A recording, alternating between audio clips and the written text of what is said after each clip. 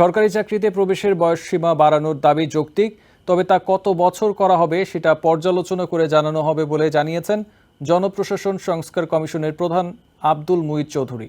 বুধবার সচিবালয়ে আন্দোলনরত শিক্ষার্থীদের সঙ্গে বৈঠক শেষে সাংবাদিকদের এই কথা বলেন তিনি। মুঈদ চৌধুরী বলেন, আগামী ৭ কর্মদিবসের মধ্যে তাদের কমিটি বয়সসীমা বাড়ানোর সুপারিশ করবে। সরকারি চাকরিতে প্রবেশের বয়সসীমা ৩৫ করার দাবি নিয়ে চলছে ধারাবাহিক আন্দোলন। এ নিয়ে বেশ কয়েকবার পুলিশের সাথে সংঘর্ষে জড়ায় আন্দোলনকারীরা। এরপর জনপ্রশাসন সংস্কার কমিশনের প্রধান আব্দুল মুঈদ চৌধুরীকে আহ্বায়ক করে ৩০ সেপ্টেম্বর ২ সদস্যের কমিটি গঠন করা হয়। বুধবার কমিটির প্রথম বৈঠক অনুষ্ঠিত হয় সচিবালয়ে।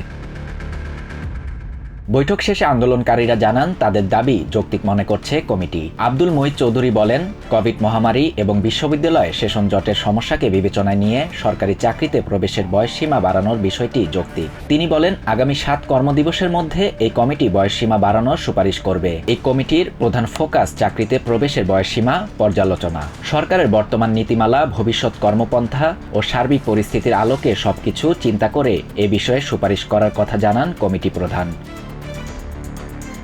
শাহরিয়ার শাফাত, TVN 24 নিউজ ডেস্ক।